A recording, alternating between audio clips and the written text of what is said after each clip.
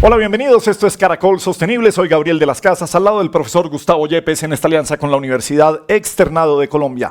Profesor Gustavo Yepes, estamos hablando de transición energética. Si nos enmarcamos en los objetivos de desarrollo sostenible, ¿en dónde estamos, profe? Gabriel, buenos días a todos. Yo creo que aquí es importante ver el objetivo número 7, que es el de eficiencia energética. Necesitamos tener energías renovables y limpias, y hay 3 metas muy particulares que tiene este objetivo. La primera, que tiene que ver con el acceso universal a la energía. La otra tiene que ver con que tengamos un porcentaje mucho más alto de energías que sean renovables, y finalmente que podamos duplicar al menos la eficiencia energética que tenemos en la actualidad. Bueno, señor, pues estamos con un gran invitado que viene desde España. Antonio Turiel Martínez es nacido en León en 1970, es un científico divulgador, licenciado en física y matemáticas, doctor en física teórica y por la Universidad Autónoma de Madrid, y trabaja actualmente como investigador científico del Instituto de Ciencias del Mar en Barcelona. Profesor Turiel, bienvenido a Caracol Sostenible, ¿cómo está usted? Hola, buenas tardes, pues encantado de estar aquí. Bueno, profesor, también leyendo dentro de las publicaciones que ha tenido usted, tiene un libro llamado Petrocalipsis. No tiene nada que ver con nuestro presidente Gustavo Petro. Hablaremos de las políticas energéticas de nuestro gobierno, pero profesor Turiel, estamos hablando de transición energética y la primera pregunta para ustedes: ¿el mundo va en una buena ruta de transición energética? Por supuesto que puede ser un lugar común, que la necesitamos, que el calentamiento global nos agobia, que nos preocupa cada día. Usted, que trabaja con los océanos, lo sufre como nadie, pero tenemos una buena ruta. Bienvenido a Colombia, bienvenido a Caracol Sostenible. Es muy difícil de decir. Hombre, hay muchas cosas que no están yendo como deberían de ir, y en particular el año pasado, que fue el año que más energías renovables se instaló, también fue el año en que las emisiones de CO2 fueron las más altas de toda la historia, con más de 40 gigatoneladas. Entonces no se puede decir que estemos consiguiendo hacer mella en este problema ambiental y en otros que tenemos, porque no solamente el cambio climático es el único problema ambiental grave que tenemos. Entonces, yo creo que no estamos yendo por la mejor ruta posible, más que ninguna otra cosa, porque si no hay un descenso de las emisiones de CO2, sabemos que esto garantiza un desequilibrio climático de gran magnitud, y de momento no hemos sido capaces de revertir esta tendencia. Doctor Turiel, ¿cuál cree usted entonces que sería el camino que tendríamos que recorrer para comenzar a ver cómo resolvemos nuestros problemas energéticos? Sabemos que para el 2040 vamos a necesitar más o menos el 30% de la energía más que tenemos en la actualidad. Eso significa que necesitaremos muchísimos, digamos, más recursos, porque cada vez más personas utilizan este tipo de energía. Estaba viendo unos datos muy llamativos, Gabriel, que decían que cada vez que hacemos una consulta para el ChatGPT, con 5 preguntas estamos gastando medio litro de agua, okay, y una bombilla prendida cada 15 minutos. Y eso está aumentando. Entonces, ¿cuál sería la solución a esta actividad tan importante? Bueno, yo tengo una discrepancia muy fuerte con estas previsiones macroeconómicas que se hacen sobre el crecimiento del consumo de energía, porque básicamente se hace la presunción de que vamos a mantener un sistema económico como el actual, que es un sistema netamente inflacionario, porque la economía tiene que crecer y esto implica necesariamente que tiene que crecer el consumo de energía. Yo creo que esto simplemente es absurdo, no es posible en un planeta finito crecer para siempre, y además justamente una parte importante del trabajo que yo he desarrollado en los últimos años lo que muestra es que no es viable, no es posible continuar en esta senda de crecimiento del consumo de energía y del consumo de materiales, para empezar por la escasez de los mismos, porque hay una disponibilidad finita, pero sobre todo el ritmo de extracción va cayendo, y esto ya lo estamos observando, ustedes también lo observan en Colombia, en algunos yacimientos y demás. Pues en general el conjunto del mundo, incluso aunque no nos importara el problema del cambio climático, los combustibles fósiles ya están muy cercanos a su fase de declive asociado al agotamiento geológico, que es un proceso muy largo, pero que cada vez se va extrayendo menos. Y aparte, bueno, pues porque no hay base material suficiente para hacer todo lo que se pretende. Entonces, ya de entrada discrepo profundamente con esta idea de que vaya a haber un incremento del consumo de energía masivo a nivel del planeta. Esto no es físicamente imposible ya de entrada.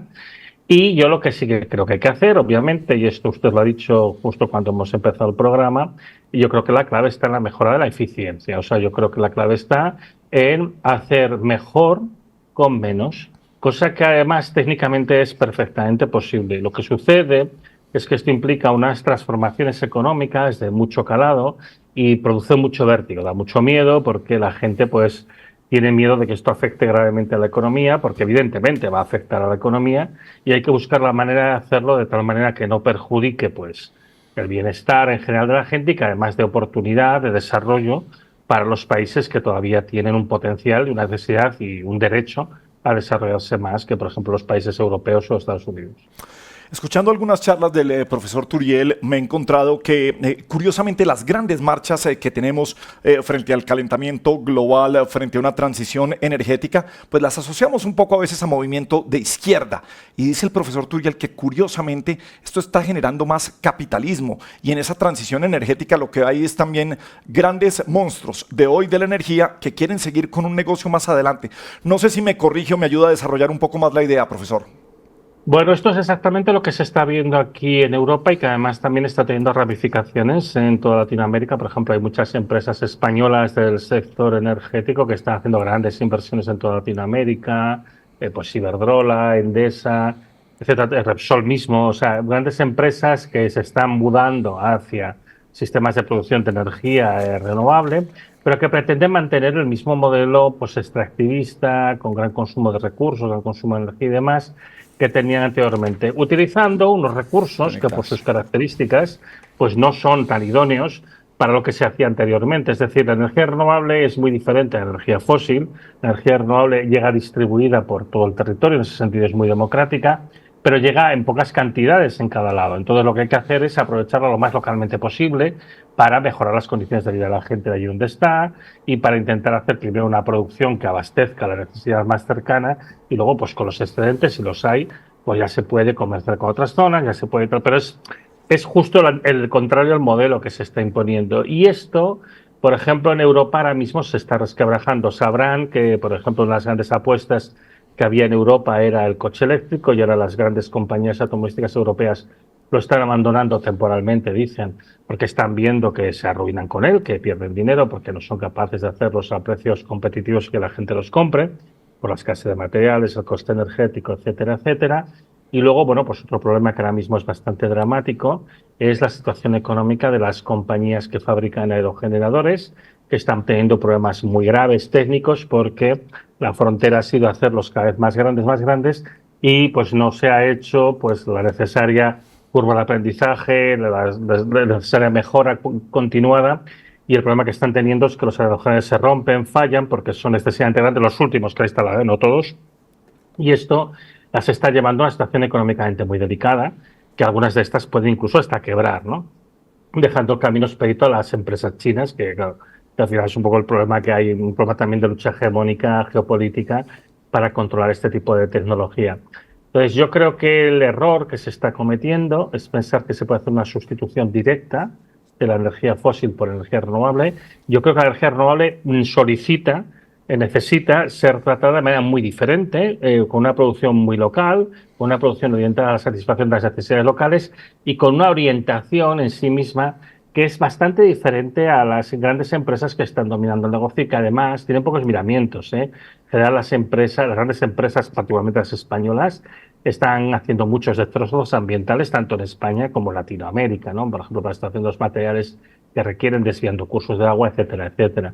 Entonces, aquí hay que hacer un replanteamiento porque ya se ve que económicamente no funciona, energéticamente no funciona, no hay suficientes materiales. Bueno, yo creo que hay que reflexionar un poquito hacia dónde estamos yendo e intentar hacer las cosas con más cabeza, que se puede hacer, se puede hacer de una manera muchísimo mejor, pero también siendo un poco más humilde y sobre todo siendo más cuidadoso, ¿no? Yendo con más cuidado a hacer las cosas.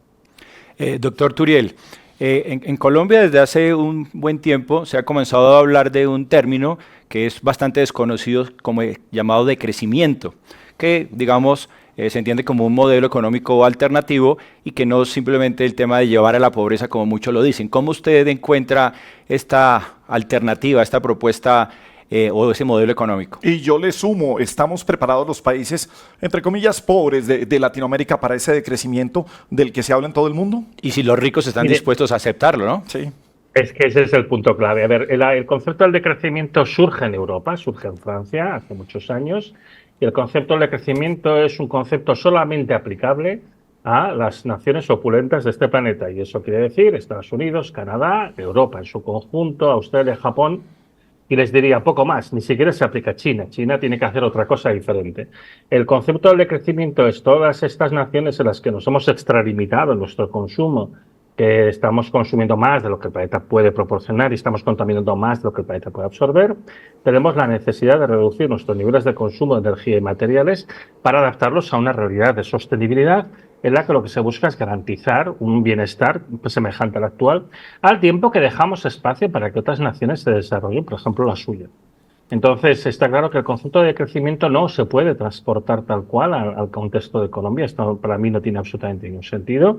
Ustedes tienen que mejorar todavía, tienen que hacer todavía una evolución, un progreso, un desarrollo que en parte además no pueden hacerlo justamente por la presión que hay sobre los recursos por países como el mío. Y entonces, por eso es un concepto que yo ya sé que esto se ha traído y yo agradezco mucho a las personas y particularmente al gobierno que han traído esta discusión a Colombia, pero hay que plantearlo de una manera mucho más genérica y lo que se tiene que hablar es de sostenibilidad. Y la sostenibilidad al final implica que tiene que haber una estacionalidad en el desarrollo económico. Es decir, en un momento determinado el consumo de recursos, de materiales y la expansión económica tiene que llegar a un nivel del cual ya no se mueve, en el que se garantiza el bienestar de todo el mundo. Y en el fondo, cuando se habla de crecimiento, porque también hay un problema que la gente, cuando una palabra le suena, pues piensa que dice algo diferente de lo que dice, ¿no? Es como, a mí me pasa con mi suegro, ¿no? Que él oye la palabra socialdemocracia y cree que quiere decir que es social y democrática. No, es otra cosa. Entonces, el de crecimiento, cuando se habla de crecimiento, se está hablando de un movimiento políticamente organizado para garantizar el bienestar para todo el mundo en una situación de descenso del consumo de energía y de materiales, y básicamente tiene dos características fundamentales: tiene que ser democrático y tiene que estar planificado. Democrático quiere decir que todos los agentes tienen que participar, y esto incluye evidentemente la ciudadanía, pero también las empresas, los agentes, las administraciones, etcétera, etcétera. Y hay que hablar mucho y hay que ver cómo se hace frente a esto. La otra cuestión que es importante, que es la de la planificación, tiene que ver con el hecho de que el decrecimiento para naciones opulentas, como es el caso de España y Europa en general, es completamente inevitable, porque estamos llegando a una situación en la cual los recursos ya no pueden aumentar su consumo, aunque quisiéramos no vamos a poder, porque tiene limitación física, geológica si quieren. Ya la producción de petróleo del mundo ha entrado en su curva de descenso, la del gas y el carbón entraban pronto, la de uranio está cayendo en picado, esto se sabía que iba a pasar. Es un proceso que llevará décadas, pero ya estamos en este proceso de descenso y lo que hay que hacer es adaptarse a él de la mejor manera posible, al tiempo, como digo, dejando espacio a que otras naciones se desarrollen. Y yo, por ejemplo, como se suele incidir mucho en el caso de China, mirando sus indicadores de desarrollo humano y demás, China tiene que todavía desarrollarse más. Entonces, imagínense, si China todavía tiene que desarrollarse más, pues imaginen en general el conjunto de las naciones latinoamericanas el margen que aún les queda, ¿no? Nosotros tenemos que dejar espacio para que otros puedan alcanzar un nivel de bienestar comparable con el nuestro. Bien, estamos con el profesor Antonio Turiel desde España, es físico teórico investigador. Tiene un libro que se llama Petrocalipsis, pero como bien decimos, esto es Caracol Sostenible y no vamos a hacer ningún análisis ni ningún juicio político en este momento. Sin embargo, queremos precisamente traer ese decrecimiento para una nación pobre como es Colombia, en donde el presidente Petro dice: Colombia ha decidido no firmar más contratos de exploración en carbón, petróleo y gas. Recientemente, en estos días, tenemos una gran polémica porque no quisimos ir en un muy buen negocio de petróleo y gas. ¿Qué cifras tenemos de Colombia, profesor Gustavo Yepes? Tenemos en Colombia que tenemos unos planes importantes. Estamos hablando para la reducción de las emisiones. Estamos esperando reducir emisiones en un 51% para el año 2030. Adicionalmente, estábamos hablando que necesitamos invertir más de 15.000 millones de dólares para la próxima década para poder conseguir más energías renovables, y finalmente necesitamos más o menos aumentar nuestra capacidad instalada de energías renovables en un 300% para el año 2030. Y es la paradoja de que dependemos de combustibles fósiles todavía para conseguir los recursos para esa transición energética. ¿Dónde se deben plantear este tipo de países que necesitan esto para lograr reducir, si bien dice usted, los gases de efecto invernadero y contribuir de una buena manera con el calentamiento global? Mire, piensa en una cosa, a nivel de la Unión Europea, nosotros para instalar todos los sistemas de energía renovable que estamos instalando, estamos consumiendo combustibles fósiles, aquí o en otros sitios. Quiere decir, la maquinaria opera con diésel, la extracción de minerales, pues se utiliza mucha maquinaria que opera con diésel, para hacer el cemento se sigue usando gas natural, para hacer el acero se sigue utilizando carbón de coque. etcétera, etcétera. Entonces, aunque evidentemente su intensidad de carbono es bastante inferior a la de los sistemas de producción de electricidad, el otro problema que nos estamos encontrando en Europa, que ustedes aún no están, es que las nuevas renovables es muy diferente a la hidroeléctrica. Ustedes tienen buena hidroeléctrica, aunque ahora ha habido sequía estos años, ahora parece que la cosa ha repetido un poco. Pero, bueno, pues el problema de las nuevas renovables es que no es tan fácil de integrar en la red eléctrica porque es muy variable, intermitente, genera problemas de estabilidad, etcétera, etcétera. Entonces, está claro que se tiene que cambiar también el propio modelo de energía renovable y la manera de aprovecharlo justamente para que sea todavía menos intensiva en carbono y además para que se permita un aprovechamiento en unas condiciones de explotación que son muy diferentes a las de la hidroelectricidad o en general los sistemas térmicos como las centrales de carbón, etcétera, etcétera.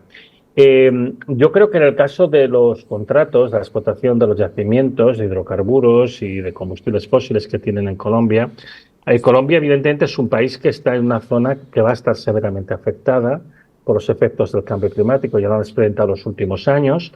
Piensen que ahora estamos en una situación que se está llamando de Niño permanente en el hemisferio norte y usted ya sabe que cada vez que se produce el fenómeno del Niño implica justamente un descenso de la precipitación en Colombia. En general, las franjas tropicales del trópico de Cáncer del planeta, del trópico del hemisferio norte, y esto no es bueno, no es nada bueno, también porque afecta a la agricultura, a los ríos, bueno, a la vida al final, ¿no? Y evidentemente incluso a la producción hidroeléctrica. Entonces, es del interés de Colombia, lógicamente, minimizar el consumo de combustibles fósiles si todo el mundo lo está haciendo, claro, porque si solo lo hace Colombia, pues obviamente no sirve para nada.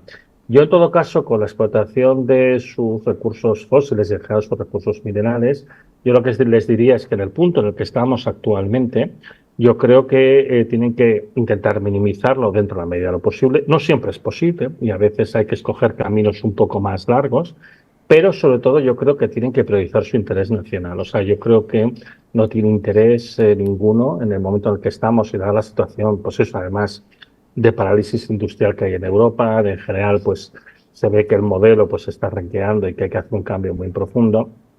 Yo no creo que para Colombia lo mejor sea el modelo de explotación habitual, exportador y demás.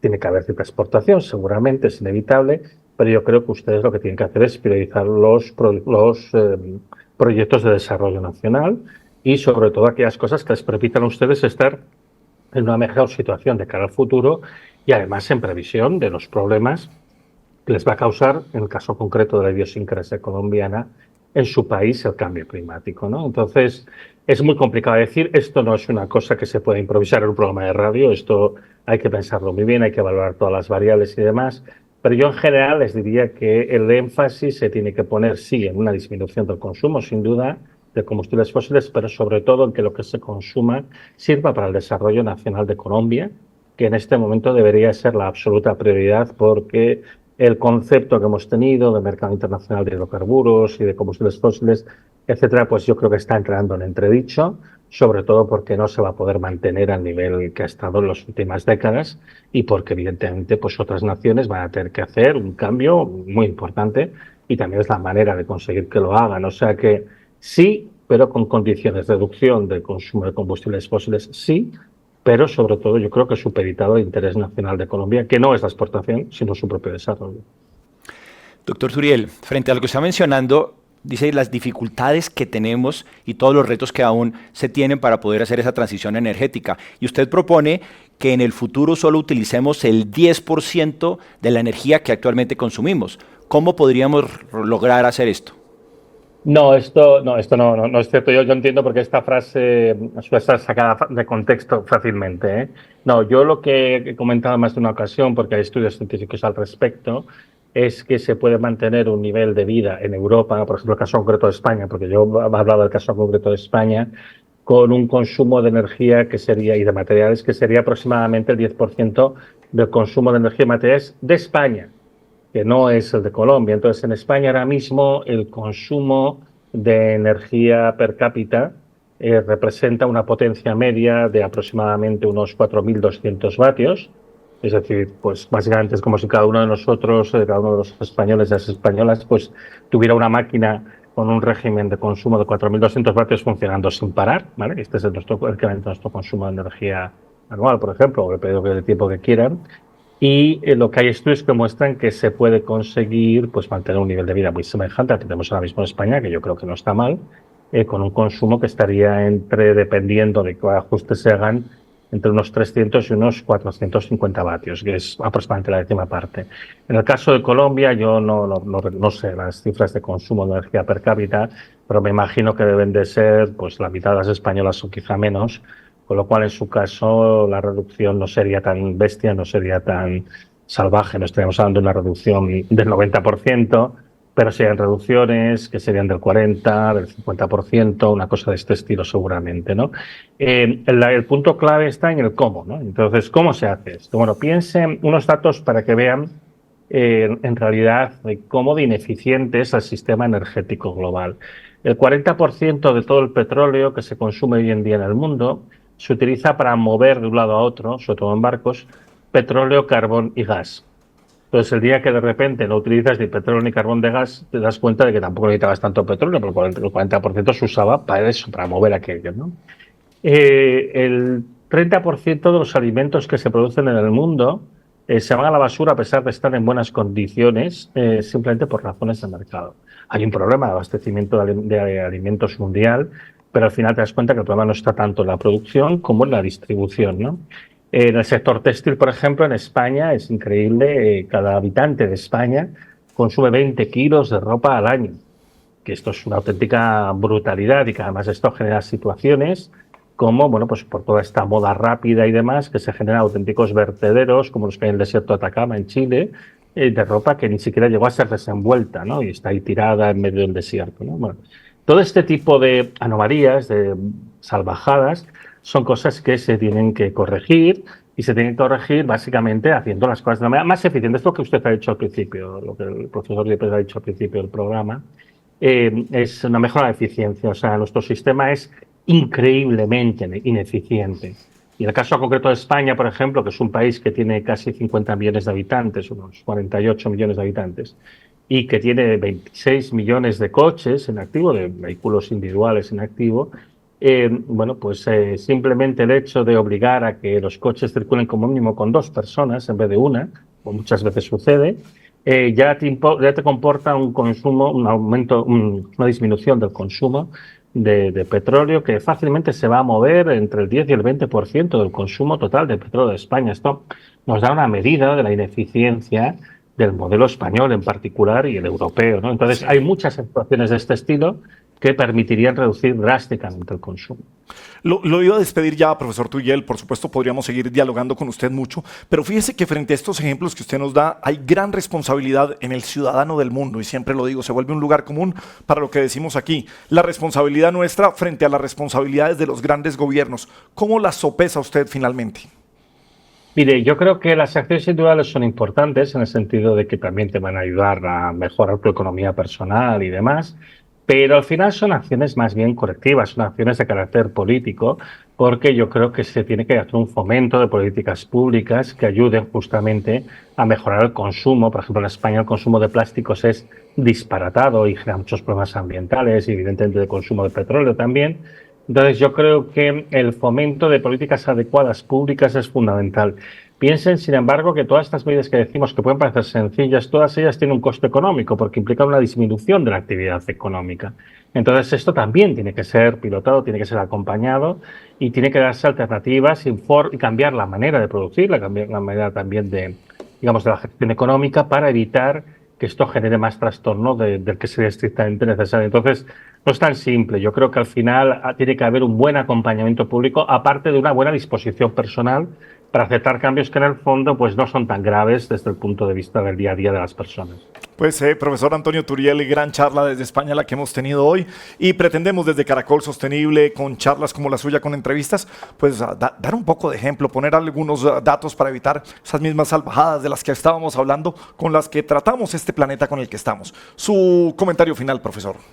Pues Gabriel, quedo gratamente sorprendido pues, por toda la información que el doctor Turiel nos trae, pero sobre todo la invitación a que trabajemos de manera colectiva.